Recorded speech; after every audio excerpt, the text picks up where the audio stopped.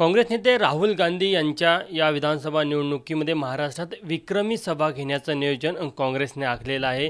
राहुल गांधी यांच्यासोबत प्रियंका गांधी यांच्या देखील सभा महाराष्ट्रामध्ये होणार आहे। याच विषयावर बोलण्याकरता आपल्यासोबत काँग्रेसचे ज्येष्ठ नेते डॉक्टर नितीन राऊत आहे। कशा प्रकारे तयारी आहे काँग्रेसची निवडणुकीला घेऊन, आणि महत्त्वाची गोष्ट की राहुल गांधी यांच्या जास्तीत जास्त सभा व्हाव्या यासाठी काँग्रेस प्रयत्न करत आहे। या राज्यामध्ये जे चित्र आज आपल्याला बघायला मिळतं त्या चित्राच्या अनुषंगानं महाविकास आघाडी येत्या निवडणुकांमध्ये आघाडी घेतल्याशिवाय राहणार नाही असं स्पष्ट दिसतं आहे। आणि महाराष्ट्र हा तसा बघितला तर स्वातंत्र्यपूर्व काळात आणि स्वातंत्र्यानंतर सुद्धा हा काँग्रेसचा एक प्रकारचा मोठा बालेकिल्ला राहिला आहे। एक विचारधारा शिव फुले शाहू आंबेडकर यांची या देशामध्ये जी आली, ज्या विचारधारेवर भारतीय राज्यघटना या देशाला देण्यात आली, ती विचारधारा मूळतः जर आपण पाहिलं तर ते या महाराष्ट्रातनंच पुढे गेलेली आहे। स्वातंत्र्याची चळवळसुद्धा जी राष्ट्रपिता महात्मा गांधींनी लढली ती या महाराष्ट्रातनंच लढली गेली। त्याची सुरुवातही महाराष्ट्रातनं अनेकदा झालेलं चित्र आणि इतिहास आपल्याला सांगतो।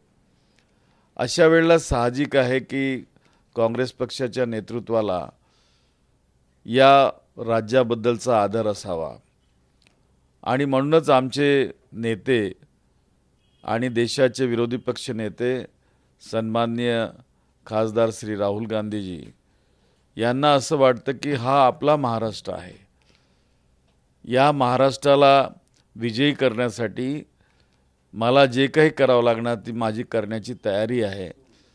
आणि अशा अनुषंगानं महाराष्ट्र प्रदेश काँग्रेस कमिटी आणि आम्ही सगळी त्यांचे सहकारी या कामाला लागलेलो आहोत। आणि लवकरच आपल्याला या राज्यात आमच्या नेत्यांच्या आणि हायकमांडच्या नेतृत्वाच्या सर्वांच्या सभा मोठ्या प्रमाणात झालेल्या आपल्याला या ठिकाणी दिसतील। यावेळेस विक्रमी सभा राहुल गांधींच्या होईल, पहिल्यांदा इतक्या साधारण 15चा एक आकडा सांगितला जातो, त्यापेक्षा जास्त होऊ शकतात। एक लक्षात घ्या की निवडणुका अजून घोषित झालेल्या नाहीत। निवडणुका घोषित झाल्यानंतर त्याचे फेजेस किती आहेत आणि त्या फेजेसच्या अनुषंगानं मग या ठिकाणी सभांची तयारी होत असते। आणि तरीही जे आमचं मत आहे त्या दृष्टिकोनातनं विक्रमी सभा या राज्यात राहुलजींच्या होतील आणि प्रियंकाजींच्या सुद्धा तेवढ्याच सभा या ठिकाणी घेतल्या जातील। तद्वतच मोठ्या प्रमाणात या राज्यामध्ये दलितांचं मतदान आहे। आंबेडकरी चळवळीचं या ठिकाणी केंद्र हे महाराष्ट्रच आहे, आणि त्यामुळं आमचे काँग्रेस पक्षाचे राष्ट्रीय अध्यक्ष आदरणीय श्री मल्लिकार्जुन खरगे साहेब यांच्या सभासुद्धा मोठ्या प्रमाणात या राज्यात अपेक्षित आहेत। एक किंवा दोन सभा सोनियाजींच्या देखील होऊ शकतात असं बोललं जातं, प्रयत्न आहे तसा तुमच्या लोकांचा? आम्ही विनंती करणार आहोत यूपीएच्या चेअरपर्सन मॅडम श्रीमती सोनिया गांधी यांना की मुंबई हे दिवंगत पंतप्रधान राजीव गांधी यांचं जन्मस्थान, त्यामुळं या राज्याशी जो संबंध आहे गांधी परिवाराचा तो लक्षात घेता त्यांनी महाराष्ट्र राज्यामध्ये वेळ द्यावा, किमान 2-4 सभा तरी द्याव्यात। आणि त्यांच्याबद्दलची एक सद्भावना नेहमीच आदिवासी समाजामध्ये आणि दलित समाजामध्ये आणि अल्पसंख्याक समाजामध्ये राहिलेली आहे।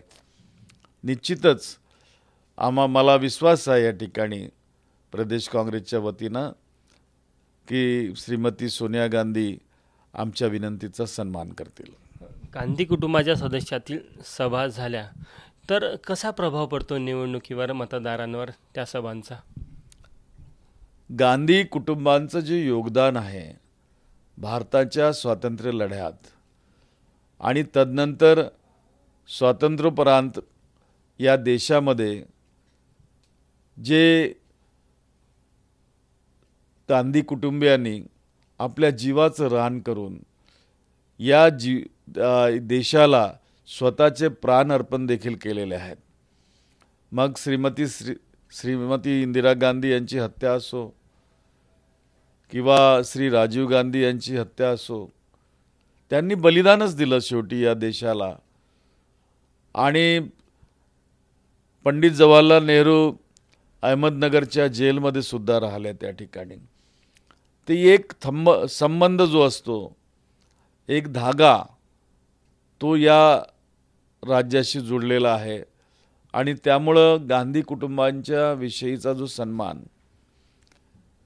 की परमपूज्य डॉक्टर बाबासाहेब आंबेडकरांनी या देशाला भारतीय संविधान दिलं, परंतु ते संविधान खऱ्या अर्थाने या देशात रुजविण्याचं काम, त्याचं एक्झिक्युशन करण्याचं काम जर मोठ्या प्रमाणात जर कुणी केलं असेल तर ते पंडित जवाहरलाल नेहरूंनी केलं. आणि त्यामुळं गांधी कुटुंबियांविषयीचा सन्मान या राज्यात आपल्याला बघायला मिळतो. तुम्ही सांगली दौऱ्यामध्ये राहुल यांच्यासोबत होते. एक उत्सुकता दिसत होती महाराष्ट्राच्या विधानसभेच्या निवडणुकीला घेऊन त्यांच्या मनामध्ये. काय म्हणणं होतं त्यांचं, एकंदरीत काय सूचना होत्या तुमच्यासाठी? राहुलजींची जी बॉडी लँग्वेज होती आणि त्यांना जे वाटतं की महाराष्ट्र हा या देशातला एक महत्त्वाचा प्रदेश आहे. मुंबई हे देशाची औद्योगिक राजधानी आहे, आर्थिक राजधानी आहे. आणि त्यामुळं महाराष्ट्र हा सत्तेच्या दृष्टिकोनातनं, राजकीय दृष्टिकोनातनं हा काँग्रेस पक्षाकडे असायला पाहिजे. आणि ते दिवस काही दूर नाहीत. अशा प्रकारची त्या ठिकाणी त्यांची बॉडी लँग्वेज आणि त्यांचं वक्तव्य त्या दिवसचं जे त्यांनी सांगलीच्या जाहीर सभेमध्ये त्या ठिकाणी मांडलं.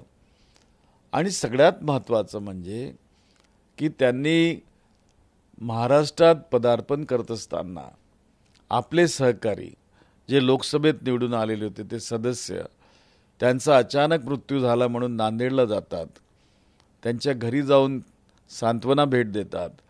आणि एक सहकारी ज्यांनी काँग्रेस पक्षासाठी आपलं आयुष्य वेचलं, त्या डॉक्टर पतंगराव कदम यांच्या पूर्णाकृती पुतळ्याच्या अनावरण समारंभाला येतात.